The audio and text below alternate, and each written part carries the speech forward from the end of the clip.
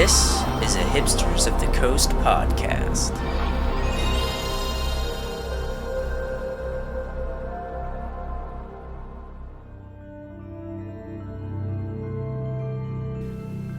This Doom Travelers podcast is brought to you by Hipsters of the Coast, your destination for magic news, strategy, and entertainment.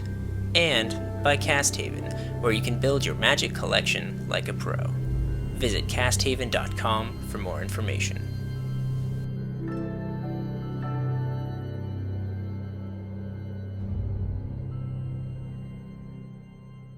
Welcome to the 5th episode of Doom Travelers Weekly, where we play Destiny and talk about magic. Topics this week are going to include the story of Alesha, who smiles at death, some first impressions of Fate Reforged Limited, a bit of discussion about how much Matt hates magic finance, and we'll wrap up with a preview of Pro Tour Fate Reforged, which comes next week in Washington, D.C.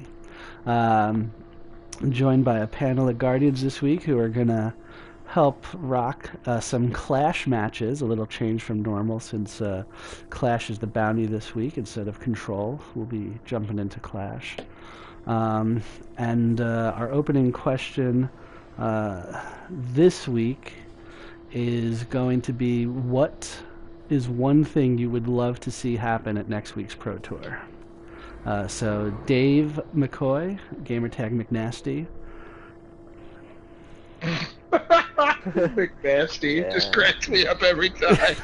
If I could have one thing in the past 2 months that I could do over, it would be a gamer tag. But that's not the question. The question is one thing you want to see at Pro Tour Fate Reforged. Yeah, since I'm first, I get the easy answer, which is I, at a minimum, want to see our friends Day 2, and if I'm asking for anything, I would like one of them to top 8. Preferably all of them, but definitely one of them. That would be very exciting. They'll have a very good shot of Day 2ing. That's at a minimum what I want to see out of the Pro Tour. So for those of you who don't know, of course, Matt and Dave are both members of our local team Draft League, which is sending 4 members, right? 4 members to the Pro Tour. Abe Lusk, Hugh Kramer, Brendan McNamara, and Richard Tan will all be representing Team Draft League at next week's Pro Tour. My article is almost exclusively about Richard Tan and how to draft with him this week. So nice. Stay tuned. So let's go next to Matt the Obliterator Jones. Matt, if you could see any one thing happen at the Pro Tour next week, what would you like to see? I would like all 4 of our friends to get really close to making Day 2, but not quite get there, so they still have something to hunger for. And I would like any of my professional Magic friends who have already top 8'd several times to either win or top 8 again. And anyone in particular? Is there any one of them? I want you to have to pick one of your friends who is a pro player. To win that. To win, if you could pick any one of them. I know you're friends with a bunch of them, but if you could pick any one of them to win, because I want the rest of them to feel bad. I would like Go Dennis to win. Yeah. Okay. Yeah. I just think, I mean, his basketball game has been a little weak lately. He doesn't quite look like he knows what he's doing. I think he needs to build up some more confidence and get a little bit of smarminess back. So you think winning the Pro Tour would really help him pick up his basketball game? I would like Dennis to win the Pro Tour so that he plays more defense better in basketball. I can't think of a better reason to win a Pro Tour. Our third panel member this week is Matt Punkpits Colpitz, who is not technically a Magic player, but we're all Magic players at heart. Matt, if you could see one thing happen at the Pro Tour, which you're not going to be watching next week, what would it be? I'd like to see everybody get along very well. Somebody to win, I hope. It's going to be a lot of losing, but I hope somebody wins. You hope somebody wins the whole tournament, or somebody wins a single match? Because I'm assuming. As long as somebody wins one match, Got it. then that would make that would be what I Millennium. Oh shit! I died. want. That's my official standpoint. We need a Pro Tour of Destiny so that Colpitts can participate. That'd be so great. Of course. Just an extra gun, you know that. Yeah. That's what I want.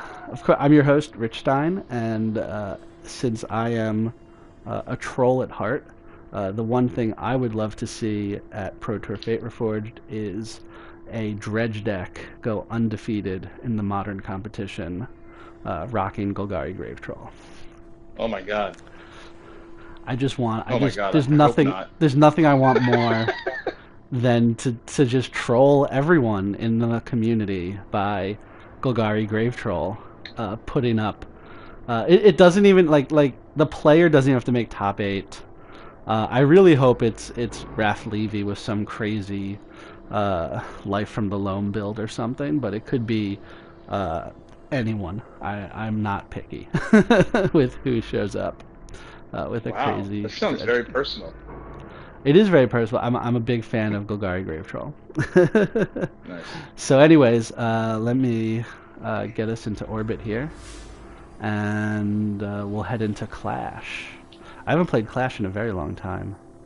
It seems generally inferior to Control, just because, and I don't even know why I feel that way. It's still a 6v6 team match, so.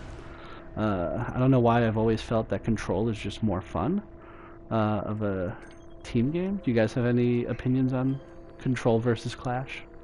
I mean, in my experience, what Control does is it takes maps and condenses them into those 3 sections that you have to defend.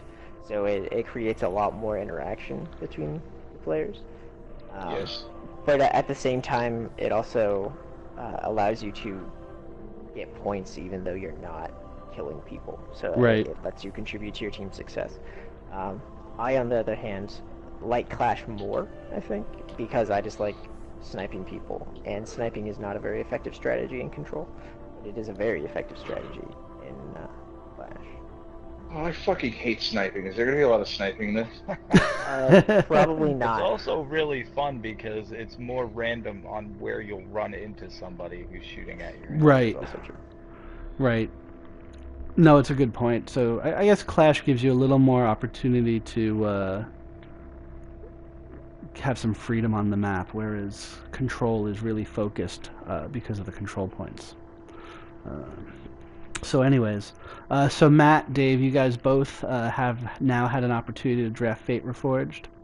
I think 4 times. Wow, 4 times for you, or total for both of you? I don't. I mean, I'd like to say that I don't follow Dave around or have any cameras trained on him at any given moment. I'd like to say that, so I'm just going to say that. Okay. I don't. Okay. I don't know how many times Dave has drafted. I've drafted it 4 times. 4 times, and Dave? Yes. I've drafted it 3 times now. 3 so. times. So That's first winning, I guess. first impressions. So have you done 3 drafts? What's your win-loss record? My first one was at the Hipsters Holiday Party, and I went 1-1. Didn't play a 3rd match because Castaven had to show us stuff on the computer, and then that took forever, and they started speaking robot speak, so I never got to match 3. And then second match was Team Draft League yesterday, in which I went 1-2 with a pile of shit deck because I sat next to Pro Tour Richard Tan, who really has no idea what he's doing in a draft, and then somehow pulls this crazy ass deck out, and his signals are mental, and I just don't get it. I feel like I'm a little hesitant to say that he's schizophrenic, because I don't know, because people are actually schizophrenic, and maybe that's offensive, but there are definitely there's more than one person in his mind making decisions for him during pack 1 of the draft. So I went 1-2, and then today Kadar and I drafted together, timed out in 2 matches online, and then I didn't even play the 3rd one with him. I watched him play while I painted, and then so we 0-3'd that, and then I just sort of rage drafted myself when Kadar took off to go eat barbecue in Red Hook, and I PO'd the shit out of it with a really sick Black White Warriors deck featuring almost no cards from the new set. They're just all awesome. So Jones, I was gonna ask. other cards. I was gonna ask when you said that, like, what did you take from the first pack that went in your Black White Warrior set? The 5 mana removal spell. All right. I took that was pack 1. Match, you got a guy behind you. Pack 1, pick 2 was the second. It was the exact same card, and then I can't think of any. Oh, I had 2 emissaries that were late picks. The 1/1s that manifest a guy. But otherwise, it was just I didn't have any of the lords. I passed those, and there ended up being 2 other warriors decks in my pod. I beat both of them. One was green black, one was red black white. I had all the good black cards. I just punched my own guy, and all the good white cards, and so they were trying to make it work with like, Jesus, I can't charge anymore. What the hell's happening? Did you mess with your configuration? Yeah, I gotta fix my shit. I'm like running up to people and just tapping them on the shoulder lightly, and then they just beat. God, that's crazy. So it was like very, very standard, nothing too exciting from the other. I had the 1/1 dash black creature that does a point of damage, but it was never good, and I sided it out a couple of times. Anyways, your turn. I guess actually, now that you've reminded me about Casthaven, I guess I have drafted 4 times, so I've tied you up, Jones. But my experience has been very 50-50 in terms of my win-loss record. I've drafted I drafted blue, I think, every single time. I don't know why that is. I've just fallen into blue. But yeah, I'm honestly having trouble discerning the differences between Fate Reforged and Khans of Tarkir. Maybe it's because the changes are subtle because you only get 1 pack of Fate Reforged, but yeah, I'm having a rough time exactly figuring out how the format has changed.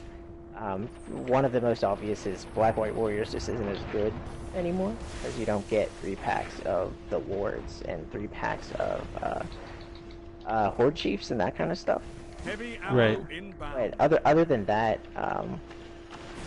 it seems slightly harder to build multicolored decks because Manifest just doesn't make up for Morph. It fills a very different role. Morph fixes your mana because it doesn't cost colored mana until you turn it face up. There are a lot fewer dual lands. Mathematically, it's actually the difference is lower than it feels, but the absence of the tri-lands in that Fate Reforged pack has a huge impact. So the non-basic land in the Fate Reforged pack, that can only be a dual land, or it can be a fetch land. It can't be actually, one.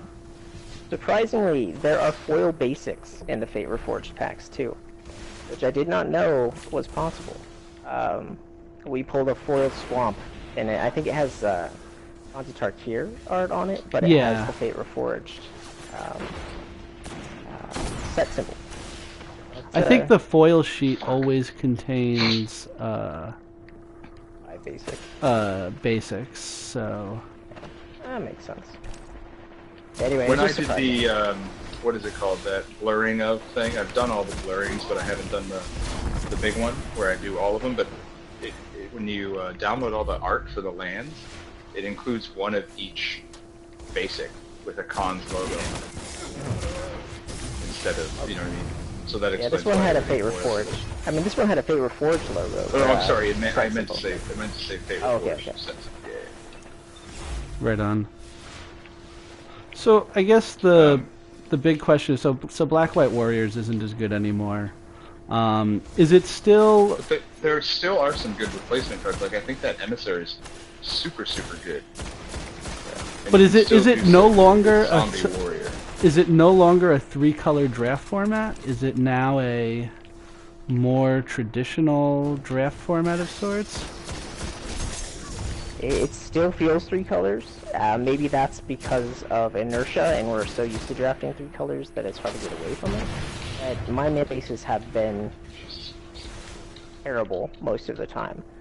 Because the fixing feels more scarce, you have one pack less of morphs to make up for the lack of fixing.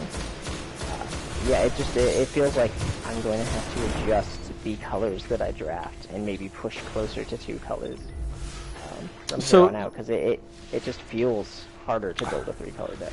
Do you think do you think the value of fixing now in the first 2 packs is much higher then? Oh, Yeah, man. I think also people are very much panic picking, like Sean last night picked every goddamn dual land in the first pack. It was kind of impressive how many dual lands he had. So I feel like people are maybe panic picking dual lands just because they're worried about whatever's going to happen and what colors they're going to have to go into. Richard Tan had like 37 dual lands last night. And no powerful cards, but he could cast all of them. So how did that translate to who won and who lost? Did it pay off? Was drafting dual lands the right thing to do? Sean 03, and he had a ton of dual land. Richard 1-2, and he had a bunch of dual lands. Richard's drafting like fucked up my drafting, and then led me to basically hook Tony up with a really sweet deck. So I mean, I honestly like. I really feel like I'm just shitting on Richard, but I have no idea what to do when I'm drafting next to Chase. You know what I mean? Like, what do you do? Yeah, 5-color drafters are hard to deal with. Especially 5-color drafters that start in a direction and then completely switch courses to become 5-color. Yeah, I mean, Dan was in a almost mono blue deck with some red, from what I remember, and his deck was amazing. And it was very consistent, and I think he had like a Swiftwater Cliffs or whatever the red-blue duel's called, and like maybe that's it. His deck was just perfect and almost only 2 colors. Yeah, that I feels think 2 like colors it's the right is the way way to go. Yeah, I mean, the games that I've lost, I think I've lost more than half to mana. Either not having a color, or and that's far more likely than just missing a land drop, like just missing a color, and that's very frustrating. Because you end up, it's funny, you end up with more colored spells in your deck, because, I'm just going to keep saying this over and over, you get no morphs in Fate Reforged. So, those count, as colorless, because you get to cast them for the colorless mana. Right. And so you end up with more colored cards, and you end up with fewer ways to fix your mana with the dual land. So I just lost to mana issues far more than I have in just triple cons. So do you think it's a tougher format to build the mana bases in, or do you think it's just that you're so used to the mana bases from cons that you're not drafting correct, like you're just not valuing the lands correctly anymore? I think I'm way too greedy and like expecting these lands to show up, and then they're already taken by other people, or they're not as available, or whatever. And I just don't. I think 2 colors is the way to go, and knocking it off with the 3 colors is a pretty good idea. Yeah, I definitely feel like the 3rd color, like unfortunately, we still have 2 packs that push you into 3 colors of cards right here.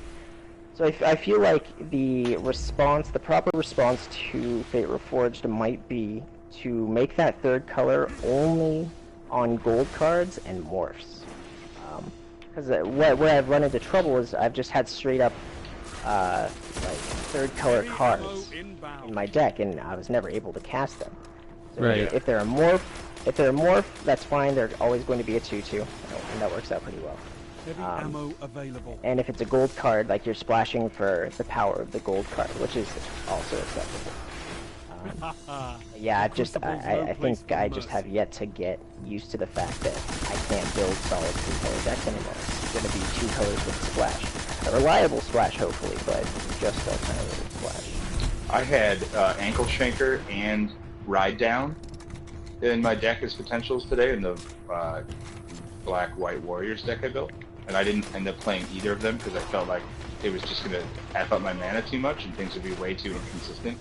And at no point was I like, man, I really wish I had played that, really wish I'd played Ankle Shanker. It never would have done anything better than what my other cards were doing, and the inconsistency would have been so bad.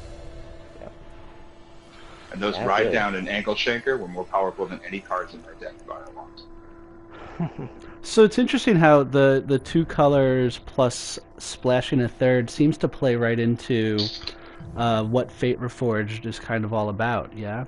Because the clans in Fate Reforged are very much focused in two colors and kind of splashing a third. And those two colors really match the Dragon Brood colors. So it's interesting how the one pack change really has an impact on the format. Dramatic. Yeah, is that what the Dragon Broods are? Is two colors? Yeah, so the Dragon Broods are all two colors, and the clans have now changed to two colors, really. So, for example, the Jeskai, who were red, white, and blue in Khans of Tarkir, are really now just blue and white, with a few cards in Fate Reforged that are red. So if you want to draft a Jeskai deck, you might want to just focus on blue and white Jeskai cards out of the Khans packs, and then only splash red, like Dave said, on your morph cards and gold cards. Don't pick up the random red, because there's just no red Jeskai in that third pack to flesh out your deck. I don't know if that's a good idea, but I wonder if that's kind of what they were going for.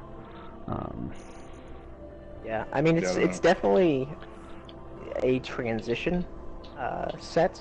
Of course, we don't know where we're going to end up. If it's true, like you say, that the clans have become more two-color than three-color, perhaps we end up with a two-color set again, like a little Ravnica of Tarkir in Dragons of Tarkir, or maybe they shift from the wedges to the shards. Who knows? I think we're gonna see it. Dragons of Tarkir be a two-color set. The Broods are two colors. Fate Reforged is two colors.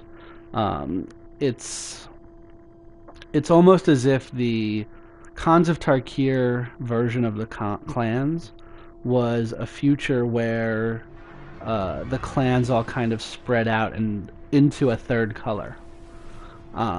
So you could see in Fate Reforged that they're all kind of toying with this third color of mana as a way to kind of become more powerful.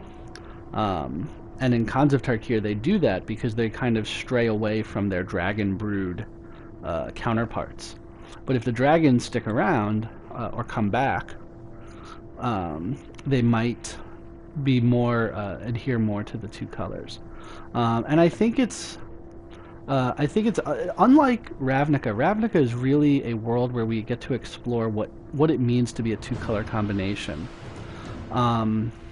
What I think is going to happen with Dragons of Tarkir, and I think the kind of design they're going with, is what does it mean for the two-color combinations to fight themselves? Right? What is a blue-white? Yeah. What is a blue-white deck? Or what does blue and white do against blue and white? Because that's kind of what they're setting up, because the Dragon Broods are the same colors as the clans they fight. Work together, and you might survive. So it'll be interesting to... I think that's my guess of how it's going to play out. So from a draft perspective, I think you're going to be looking at a two-color format, which will hopefully be a little nicer on your mana base at least. And that's probably why there's no Tri-lands in the Fate Reforged packs. It makes a lot of sense, Rich. Thanks. I was actually watching the Pro Tour before I got here, while I was painting tonight, and there was the feature match that had. Oh, sorry, yeah, it's not the Pro Tour. GP San Jose. Yeah. Right. And there was a blue-black deck, which was mostly blue, playing a blue-green deck, which was mostly blue, and they were just playing the exact same cards. Right. And I was like, this is how I need to draft. This when I kept saying this, I was like, I know that they're pulling from a large sealed pool to make these decks, but I think we could very easily draft decks like that and be pretty successful. The end. Yeah, it makes sense. I think, obviously, if you can draft a solid three-color deck, by all means do it. But instead of just trying to overvalue the tri-lands and stuff like that, I think you just have to find a 2-color combination and go with it. What did you just do? I killed myself. Sorry, guys. Is that you laying on the ground there? Oh. Oh, that's sad. That's sad. I was very impressed with how well we did the first round, so don't screw this up. I like how you're doing all the talking and you had the highest score. It's always impressive. Thanks. It's really impressive how I'm you not. do that. I'm not doing as well this time. I don't really do most of the work. My heavy machine gun does the majority of the heavy lifting. I'm not making that up, guys. I'm telling you. You got to get a heavy machine gun that has a 75 shot clip. Yeah, I made that upgrade recently. I went from a high impact slow rate of fire machine gun to a high impact low impact high rate of fire, and it's made a big difference. You can kill so much faster. I use shotguns. It's a valid strategy as well. And I shoulder charge people yeah, as you just saw. I should switch to a shotgun for this map. But in terms of like cards that I did not expect to be so great, but I've been very impressed by. Yeah. Of course, now I'm completely blanking on the name, but it's 4 and a blue, draw 3, discard 1 at instant speed. Oh yeah, I think that card's very good. I cast it like 10 times today, and I feel like it's like Treasure Cruise. I see it like I saw Treasure Cruise at the beginning of Con, which is this costs too much to just draw cards. I'm just not a card drawer in general. I will tell you. But then Treasure Cruise was so broken and so good, and I think honestly what makes this card so much better than what I initially thought was the fact that it's instant speed. You can hold mana up to unmorph, and instead of unmorphing, just draw cards if you unmorph. It just impressed me and got me out of so many games in which I was losing, and that's the biggest Dave, I rarely agree with you, and I 100% have had the exact same experience with that card. It's awesome. It's a great card. Card drawing, especially at instant speed, is so powerful. And I mean, we touched a little bit on this last week, but from a developmental perspective, Wizards seems to be very poor at properly costing draw spells. So anytime you have an opportunity to this is no opportunity. I'm afraid you only get to draw 3, and you have to discard one of them. Come on, Dave. Wow. And it shouldn't be have to discard. It should be. I kind of walked get into to that one. because you can delve and shit, and it's really nice. Correct. Right. I had a crazy turn today where I was attacking with like 9 guys with a rush of battle, and you could tell the guys like, why are you attacking with all these guys? They're just gonna die. It's because I didn't have enough mana to cast my Necropolis Fiend. So he ends up taking only like, I don't know, 8 damage or something. He was at a pretty high total. But like a bunch of my guys died, which then allowed me to cast Necropolis Fiend with the 2 black mana that I had up, and it was freaking awesome. Yeah. And aside from that card, I think all of the sieges, except for the green one, all of the sieges have been very impressive. I watched the white one and I've watched the blue one so far, and I even had to convince my teammate Bert Phillips to run his foil blue siege. And, I think the blue one's the best one. Yeah, and it's just won him half the games that he won. And then Monique drafted it in the second draft we had, and she was drawing that combined with the Jeskai Elder that I couldn't block because it had flying. Where she was drawing 3 cards a turn, given she had to discard 2 of them. But yikes. like, Ancestral and then discarding 2 is still, it's still amazing. Yeah, you have access to so much more of your library when you're doing that. It's crazy. But I didn't expect the sieges to be that good either. That's a rare though. Those are rares, so it's right. You're gonna see them a lot less. Whereas the blue spells are common, something that you're gonna see very often. Right. Have you had an opportunity to draft Treasure Cruise and just been like, aww? I have passed on treasure cruises because I already had 2 of the card that I'm still blanking on the name for. Of the 5-mana draw 3 discard one. Oh, okay. Just because it fits so much better with Morph. Because Treasure Cruise, like, it's good on turn 5 because you're probably only going to cast it for 4 mana, but you're doing it on your main phase. And Right. you're basically passing a turn to draw your cards. Whereas Right. with the instant speed draw, you're not giving up anything, and you get to choose the best of both worlds. You either So get even to though, flip so your even though you're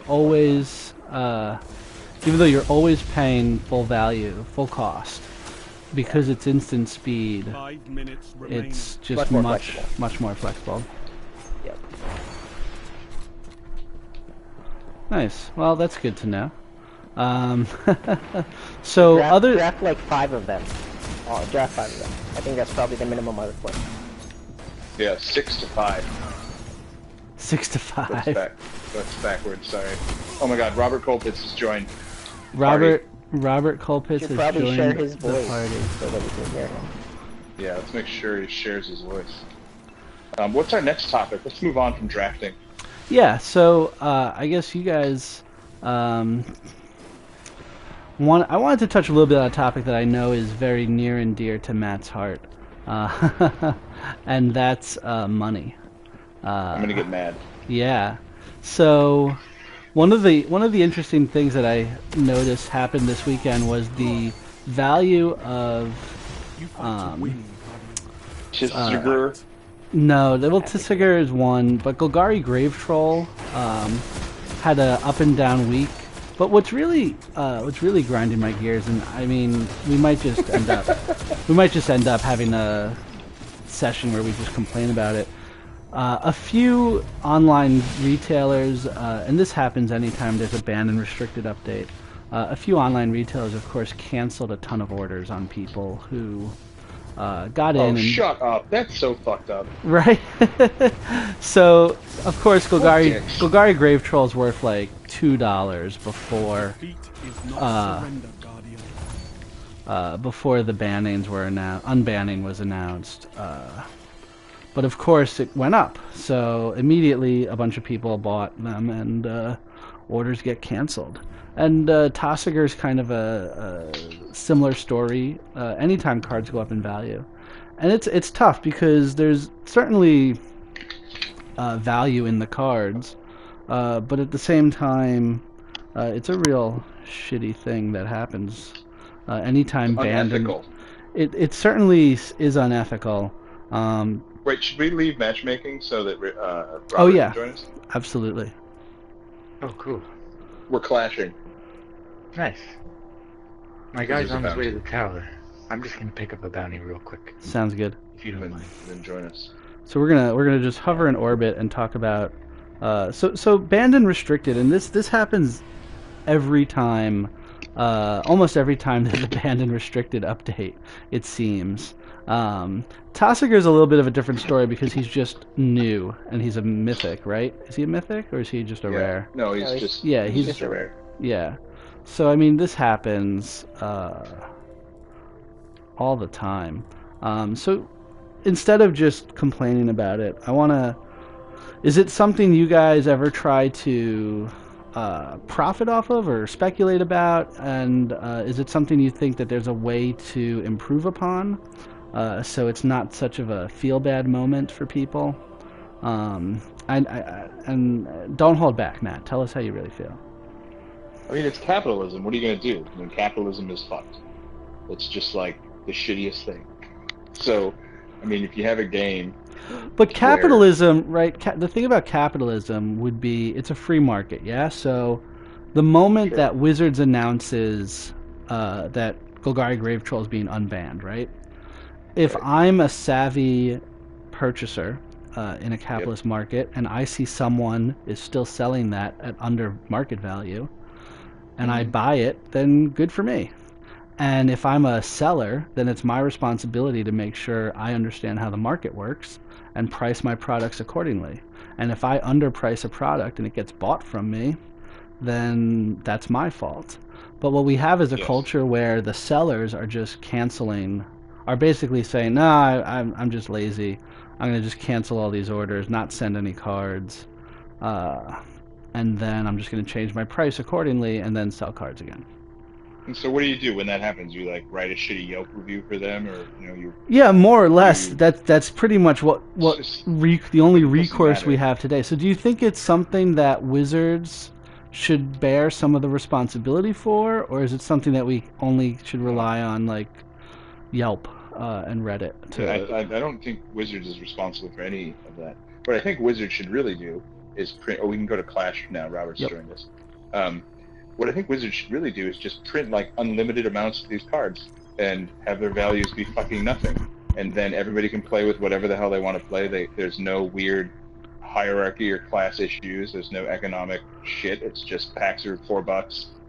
You can get any of these cards really easily. But they'll never do that because you don't make money doing that. Yeah. Well, that also reduces the ability of the secondary market providers like Luis, who sells cards at his store, to actually continually make money. Though, like Luis supports, I don't know the exact numbers, but probably a good percentage of his not sales, but income is based on card sales. And if the cards aren't worth anything, then that reduces any card seller's ability to maintain a storefront and thus maintain an area where people can play Magic on a consistent basis. But I mean, aside from the prices themselves, like there are a couple different things going on with canceled orders. One is retailers just not paying attention to the banned and restricted list and that kind of stuff. And we all know when the banned and restricted list is getting released. I'm not sure why these sellers aren't paying attention to that, because they're selling Magic cards. They clearly know at least something about what's Right. going on in Magic. But another issue is as a technological issue. Like I'm a web developer, and the part of how the web works and why the web is so fast is caching, which is saving old data and presenting it to the visitor on a website. And this happens to a lesser extent in e-commerce sites. And you rarely have issues where you oversell because people don't buy things all at once. They buy it like over the course of a day. But with rushes like this, where at 11 a.m. Eastern, thousands and thousands of people are up trying to buy the same thing from a website, and that website is serving you old data and is operating based on that old data. It may only be 5 seconds old or 10 seconds old, but what that means is it's not an exact representation of the stock that vendor has. And so overselling is a distinct possibility. It's a real thing. And so when an order's canceled, it's not like if they're telling you, oh, it's oversold, like this isn't our fault. They may be lying, but there's a technological excuse, and like this actually happens is what I'm trying to say. Like it's It's a problem of the banned and restricted list coming out at a certain time, which then causes a bunch of purchases at once, and that's something that online technology just can't deal with very well.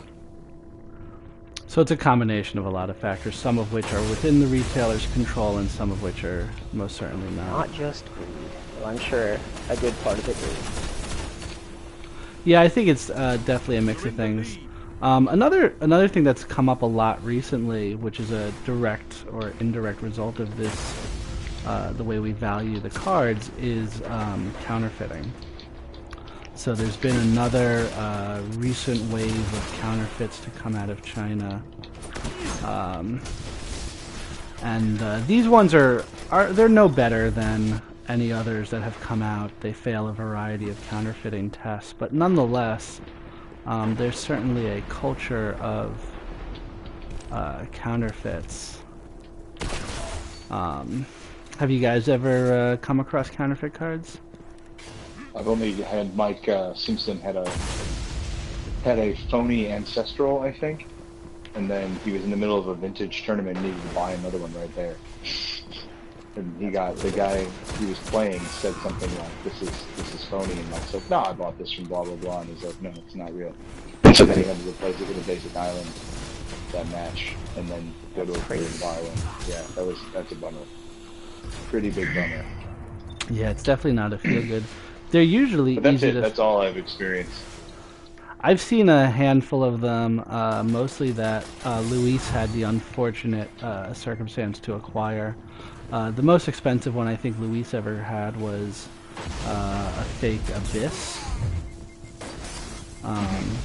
that he had purchased.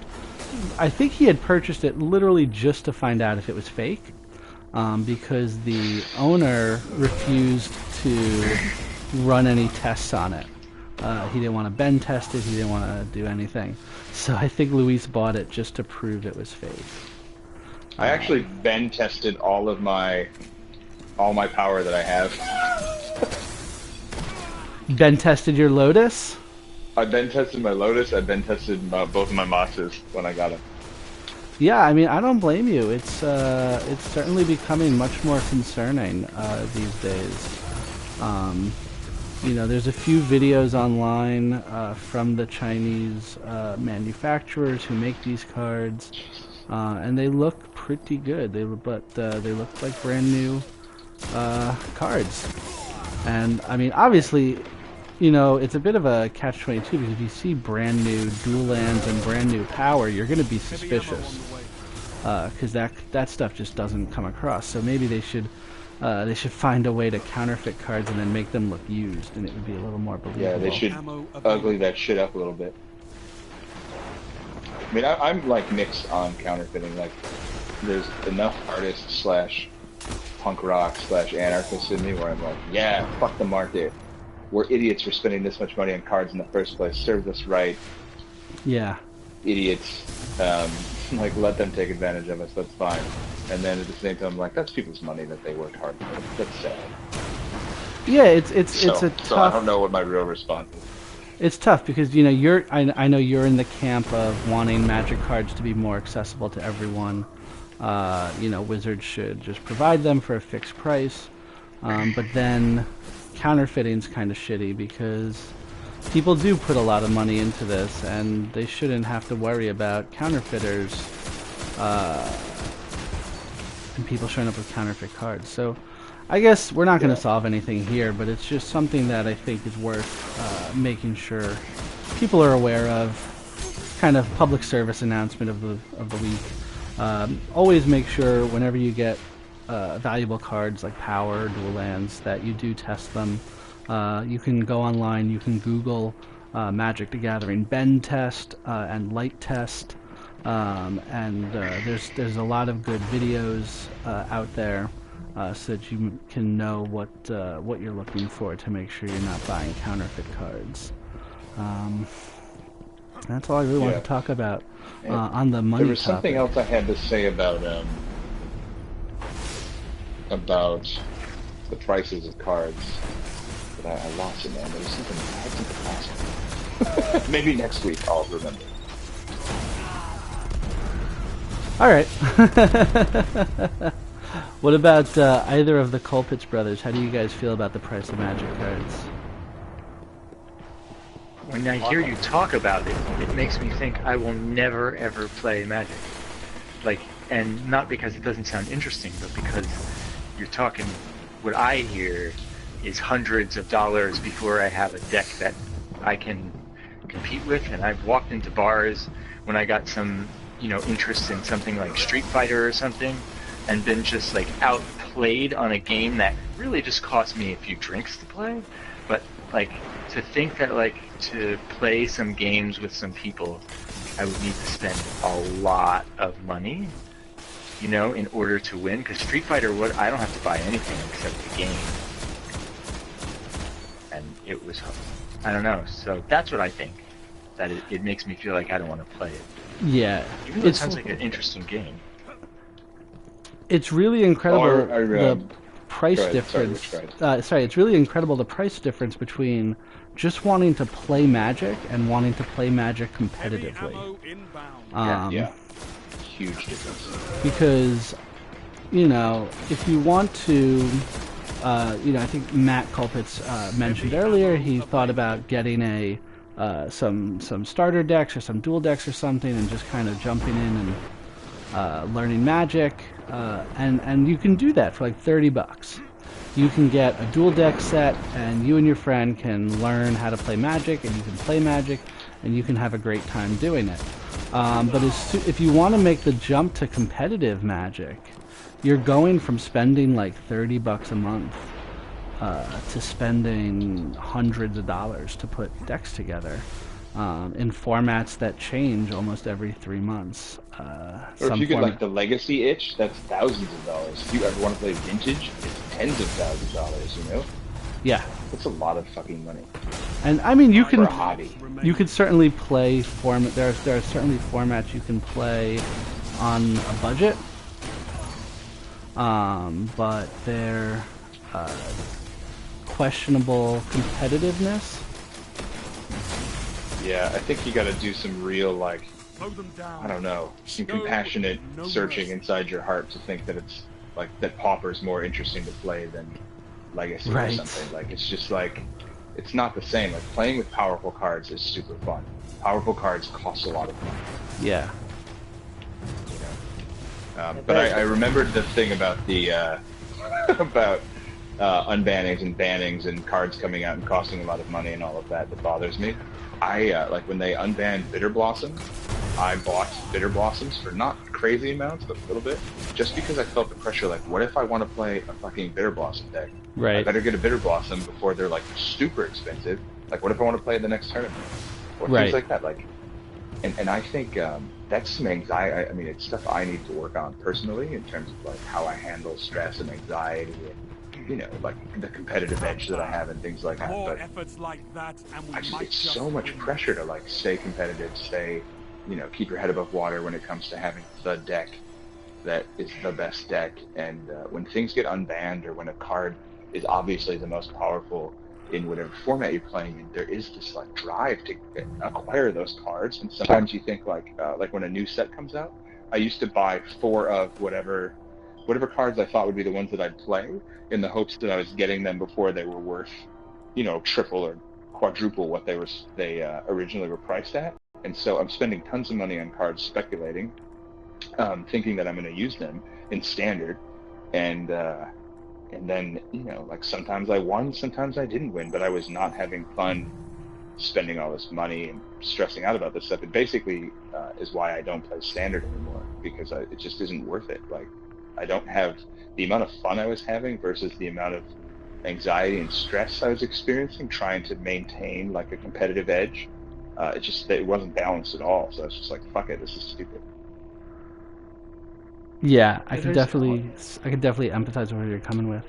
Robbie, you were say something? I was going to mention, because my only experience of these card games is playing Hearthstone, and I know playing that game that no matter how much of a talented player you were at a disadvantage if you didn't have these legendary cards like Ragnaros, or et cetera, et cetera. I haven't played it in a few weeks, and once I started to get a few of those things that could be that slot in the deck that, it's not like you could have all legendaries or you want that, but it's something that just makes you a competitive player, then all of a sudden, like, oh, okay, I can win now. And in that game, there's a system whereby over a long period of time, if you don't have a lot of money, you can at least purchase it with like this disenchant stuff. Now, I know that's an online game, but I just mean, I know in a game like that a starter deck is only going to work for like the tiniest little bit, and you're going to see your disadvantage the first time you show up anywhere where people have those other cards, you know? Totally. Yeah, Hearthstone's a good example, since it has a free-to-play model, and you're basically, so long as you're playing against for the most part, so long as you're playing against other people who have similar power level decks, you can win on skill. But once you start playing against people, I mean, look, there's a lot of random number generation in Hearthstone, so there's always I've certainly seen people with basic card decks, so all free cards, manage to win against decks loaded with legendaries. But it is certainly much rarer than the similar happening in Magic. This is the best level to play on. It is. So I think there's definitely an economic barrier to playing Magic, which is unfortunate, and hopefully, I don't know, you know, it certainly isn't Wizards' job to make the game cheaper, because as Dave pointed out, that secondary market is what keeps the stores afloat. But it is certainly important to make the game accessible to a wider audience. So I've had the thought before where I was like, man, I wish I was just more into video games, because that's like $60 one time, you know? And Magic is never $60 one time, ever, you know? And it's like, when you, like, I bought Destiny for $60. I bought the double expansion pack set, which is $30 or $20 or whatever total. yeah, And I've played this more hours than I've played Magic in the last 4 months. And I've had more fun playing it, you know? Like, I've really enjoyed playing with you guys, and the amount of economic impact is, like, totally negligible compared to the amount of fun and the amount of time I've spent playing it. And Magic never, ever, ever in my life has ever felt that way. One thing that I've never understood about Moto, other than the fact that the programming is terrible, is why Wizards is so insistent on maintaining a real-life economy and structure to Moto. For example, the sets are only available when the sets are available in real life, and in real life that is that the availability is constricted by the printing process. But online, that doesn't exist. There is no printing process. It's just an on-off switch on the admin panel. Right. And so I don't understand why they adhere to that kind of real-life restriction when that restriction does not need to exist at all. Same thing with like 8-man queues for a draft, like, or mainly for a constructed event, a draft is totally different. It's just they adhere to this real-life model where the cards have to look like they do in paper. They have to have a similar economy to the paper economy, etc., etc. And they just refuse to do anything that makes sense in a digital. Very unfortunate. I mean, I honestly don't think they understand, and I think that's the point. You know, like, I don't think they have any clue about the things you just talked about. well, it's Hearthstone is a good example, so they might learn a few things. You never know.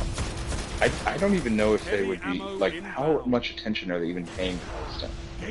I feel like the guys who run Wizards, the Moto part of Wizards, just have blinders on. Heavy ammo Just total available. blinders on, and they're totally, you know, like... I don't know.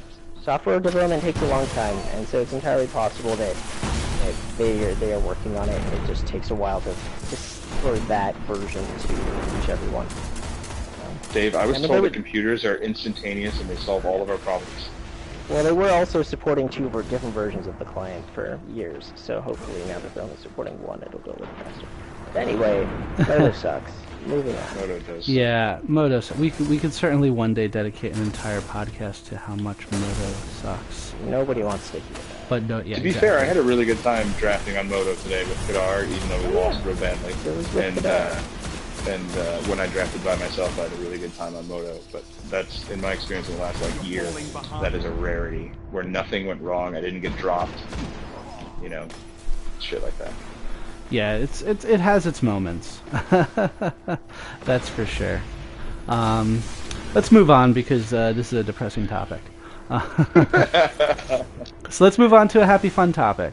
I don't know, Matt, if you had a chance to read the story we talked a little bit about earlier today about Alesha, who smiles at death. For those of you who weren't able to read it, I highly recommend you check out last week's Uncharted Realms, which is Wizards canon story time article every week. This week was about the Mardu Khan from Fate Reforged and how she got her name, who smiles at death. I won't spoil that part for anyone who does plan on reading the story. But what I will spoil is a little thing that Wizards revealed, which is that Alesha identifies as a woman, but was born as a man, making her Wizards' first transgender character. I saw that. And she is a major character in the story. I know for those of you listening who read hipstersofthecoast.com, I highly recommend article coming out, or by the time you listen to this, came out on Tuesday about this topic by Jess, one of our authors. But it's overall, I think this is a good thing, and I think it's gone over pretty well. Dave, did you have a chance to read the story? Yeah, I actually usually don't like Uncharted Realms. Reading is one of my favorite activities in the world, and I guess I am a bit of a snob in the kind of stories that I like to read. But Also in most things. Yes, thanks. Heavy ammo on the way. Uncharted Realms just fails in both the plot department, like the subject department, and the writing style department. Like it's just so inconsistent and really not well written that I usually don't read them. But this was one exception in this because there was so much hype around it. But it was really well written. It was concise, which is very nice when it's a story that you're not super sure that you're going to be very interested in. Which was great. But it was also just generally a well-written story and very affecting. Like I'm not much of a tearjerker kind of guy, but definitely welled up a little bit there at the end.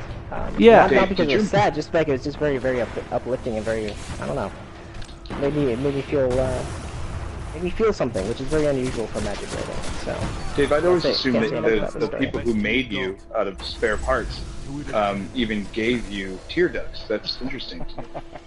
Yeah. What impresses me the most is like oftentimes when diversity gets a bad name, it's because of just blatant and ill-fitting attempts at diversity. But what really impressed me about this story is one, that it was a good story, but two, the trans part of the character in that experience wasn't like it fit very well in the story they were telling. And it fit in the world, it fit in the plot, it fit with the character and the writing style. It didn't stick out like a sore thumb like some attempts at forced diversity is. So it was I don't know, it's really well done, and the subtleness and the execution is something that I was very impressed by. Yeah, I definitely got the impression that they put a little more effort into this one, with respect to the quality of Uncharted Realms. It's certainly hit or miss sometimes, but I feel that with the subject matter they were going to be presenting, that they felt it was important to make sure the story was enjoyable and well done, and really painted Alessia in a positive way.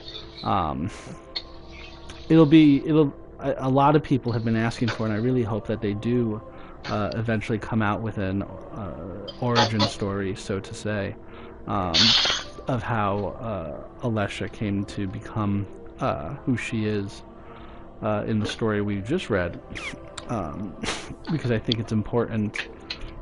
It's important to get a lot of different kinds of stories, but yeah, it definitely felt unforced. It reminded me a lot of a movie that came out last year called Obvious Child, which was about a comedian that's with a E-N-N-E at the end, and she gets knocked up on like the first date with some guy, and the movie involves her getting an abortion, but it's kind of just peripheral to the rest of her story, which is about trying to get her life together, trying to deal with her job, losing her job, and her parents are divorced, and things are kind of a mess, and it's just kind of like a romantic comedy kind of story, but on the side there's this plot where she's, getting an abortion, and it's not forced, it's not like a thing where they talk about how she feels about it. It's not a thing where they talk about the politics behind it. It's just kind of a thing that happens. Right, so they're not explaining it and beating it to death. It's like just part of the story. Yeah. Exactly. And it's refreshing because while there's a lot of value and there are fantastic stories out there about what it's like to manage with those challenges and to deal with those situations, and people far more qualified than the folks who write Uncharted Realms have written those stories. And everyone ought to read them. But at the same time, it's important culturally for us to be at a point where the people who write Uncharted Realms can write about a trans woman without having to worry that they need to sit there and explain what a trans woman is and what it's like to be a trans woman. Hopefully Wizards helps, the rest of the community kind of find that material if they are interested in it. But it's nice that we can start getting to a point where they can write about it without having to worry about those things. I think it's often when it's written about, it seems to be that it's filled with excuses and apologies too. And in this instance, there were no excuses and there were no apologies. It was just like, this is this person's story, and it's like any other story. Yeah, and I think that exactly. makes it all much more accessible and real and meaningful at the end of the day. What this story reminds me of is our discussion about story and magic a couple weeks ago. Right. And it just shows how much more interesting Wizards and minor characters are than their flag-bearing Wizard characters are. Like, can you imagine something like this being true for one of the Planeswalkers? Like, you can't, because the Planeswalkers are so bland. Like, they don't use them in that way. Instead, like I talked about a couple weeks ago, like, character is about context. And, like, these Planeswalkers never have any context. And they're never allowed to have any context. But Alicia has, or Alicia, I guess we could argue about how to pronounce it, Rich. It's Mark Rosewater and Doug Byer both confirmed on Tumblr that it's I don't Alicia. know I don't think those guys actually know anything about Alicia's experience. Right? I think we need to update Dave's software. I think so too. I don't remember making him this argumentative. Yeah, but the anyway, like they do a much better job of storytelling through these minor characters, and that's really too bad because like these are the characters like we'll probably never see Alicia again. Unless she becomes a planeswalker. I was complaining about that very thing to my fiance the other night, and she said that that's why they have fan fiction for things. Yeah. So when is Hipsters going to get a good fan fiction mode? That'll be awesome. That is a serious concern. I'm gonna tell my fiance we need one. We need. She's sitting over here. We need a quality fan fiction author for the Magic community. I will get started on that. I will add it to my list of things to do. Are you going to become that author, Rich? I might. Maybe I will. Yeah, you don't have enough to do, Rich. You don't have any good ideas about like 90 different articles simultaneously. Yeah, what I really should do is drop everything and start writing fan fiction. Yeah, just give it all up for fan fiction. But I have something to say about the if they I feel like if they explain her full story and like belabor her origin story. First off, I think origin stories were really disappointing. You talked to me a little bit about this when we were at the Met today. That it's nice that it's still it's like specific and clear, but there's still a little bit of an opening for us to like feel and think into it, Yeah. And that's really, really nice. And the thing is, if they make it however they end up making it, it's not gonna be what everybody wants. It's not gonna be what I project in my mind, and it has to disappoint. That's so boring. When things are all filled out and explained to you, it's almost always disappointing as far as storytelling. I really like that they basically did it perfectly. I think so, and I mean I'd love to see more Alesha stories, but you're right. I think it's very important that they leave things open. And the Destiny story is incredibly open-ended, and no one likes it but me. I think Magic. Fans tend to want to know facts, right? And when you look at some of the questions that people ask of Mark Rosewater and of Doug Beyer and of the creative folks in general, they're generally interested in the facts, right? They're not so interested in tell me another story about a specific thing. So hopefully we'll get more and more facts out of the creative team, and fans can continue to try to build off of that. We're being crushed by a 4-person team, and we're a 6-person team. That's because we're talking about Magic too much. Well, that sometimes is to the smaller team's advantage. If they stick Because there's so many more of us floating around. Yeah. Yeah, and we're all terrible. Depends on how good the team is. But this map is definitely big enough that a 4-person team that sticks together can take off the 2 stragglers just consistently and destroy them. Yeah. Anyway. Well, they're free doing it. We're totally straggling. Alright, I guess we should kind of get our shit together and try to win this match. My ass kicked.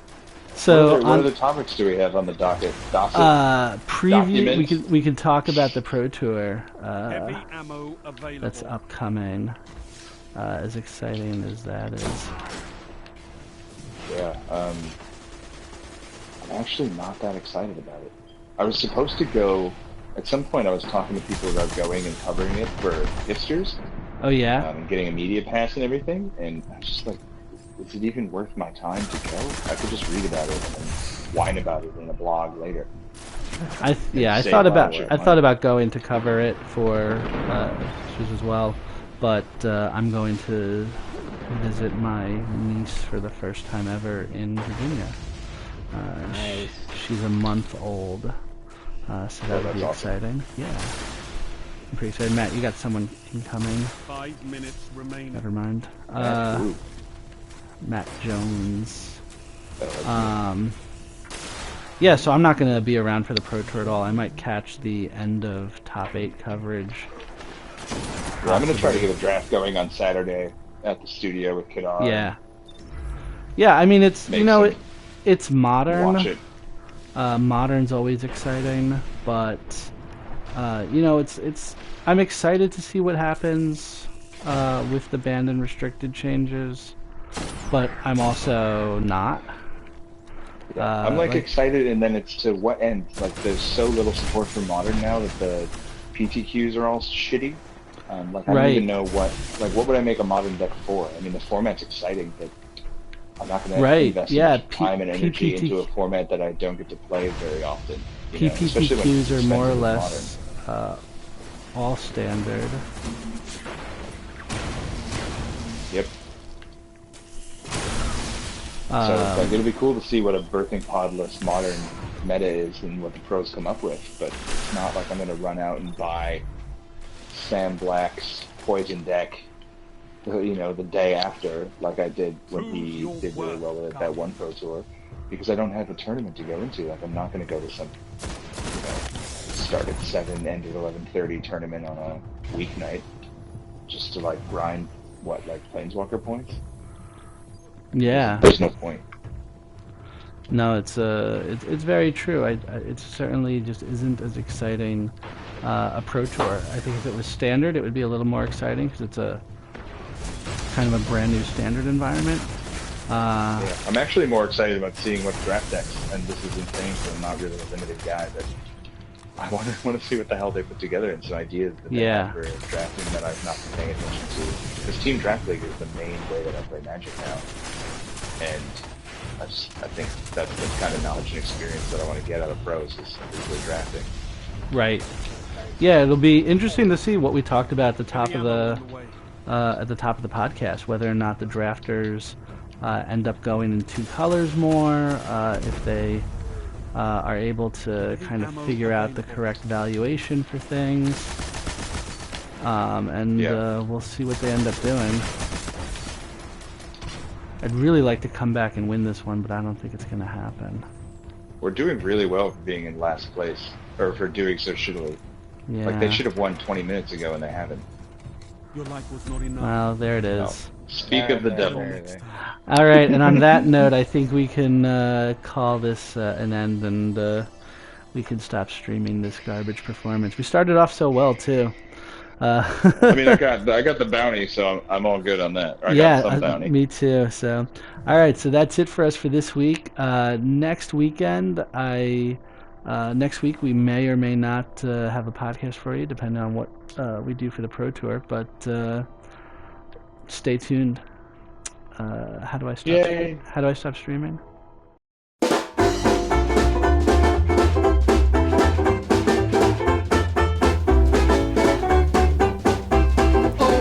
Hey Guardians, thanks for tuning in to the Doomed Travelers podcast, where we discuss Magic the Gathering while playing Destiny.